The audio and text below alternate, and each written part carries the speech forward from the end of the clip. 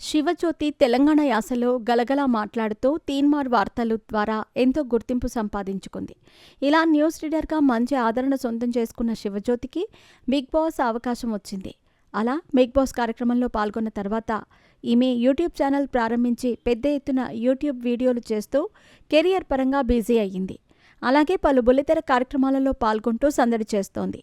ఇకపోతే తాజాగా శివజ్యోతి తన భర్త గంగూలీతో కలిసి సుమ వ్యాఖ్యాతగా వ్యవహరిస్తున్న సుమ అడ్డా కార్యక్రమానికి వచ్చింది. తాజాగా ఈ కార్యక్రమానికి సంబంధించిన ప్రోమో విడుదల చేశారు. అయితే చివరిలో సుమ శివజ్యోతిని ప్రశ్నిస్తూ మీ మీద ఏదైనా అలిగేషన్స్ వస్తే మీరు ఎలా సమాధానం చెబుతారు అంటూ ప్రశ్న వేసింది. ఈ ప్రశ్నకు శివజ్యోతి సమాధానం చెబుతూ ఈ విషయం గురించి నేను కాస్త సీరియస్గానే చెప్పాలనుకుంటున్నాను అంటూ కొంతమందికి కౌంటర్ ఇస్తూనే ఛాలెంజ్ విసిరింది.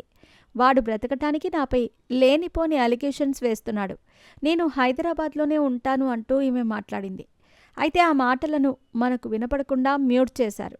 ఇక శివజ్యోతి మాటలను బట్టి చూస్తూ ఉంటే ఖచ్చితంగా ప్రపంచ యాత్రికుడు అన్వేష్ గురించి మాట్లాడాడని స్పష్టమవుతోంది.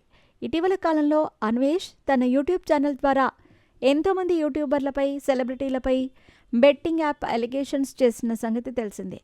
ఎంతోమంది యూట్యూబర్లు బెట్టింగ్ యాప్స్ ప్రమోట్ చేస్తూ లక్షల్లో డబ్బు సంపాదిస్తున్నారని, ఇలా బెట్టింగ్ యాప్స్ ప్రమోట్ చేయటం వల్ల ఎంతోమంది నష్టపోతున్నారు అంటూ ఈయన బెట్టింగ్ యాప్ ప్రమోట్ చేసిన వారందరి లిస్ట్ బయటపెట్టాడు.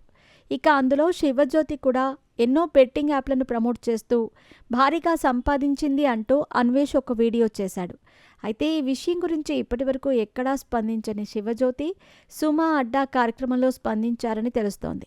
మరి ఈ ఘటన గురించి శివజ్యోతి ఇంకా ఎలాంటి విషయాలను మాట్లాడింది ఏంటి అనేది తెలియాలి అంటే పూర్తి ఎపిసోడ్ ప్రసారమయ్యే వరకు ఎదురు చూడాల్సిందే. ఇక ఈ కార్యక్రమం పూర్తి ఎపిసోడ్ ఆదివారం సాయంత్రం ప్రసారం కానుంది. ఇలా అందరి గురించి లేనిపోని వ్యాఖ్యలు చేస్తూ వీడియోలు బయటపెట్టి ఆ వీడియోల ద్వారా డబ్బులు సంపాదిస్తున్నారన్న ఉద్దేశంతో శివజ్యోతి మాట్లాడిందని తెలుస్తోంది.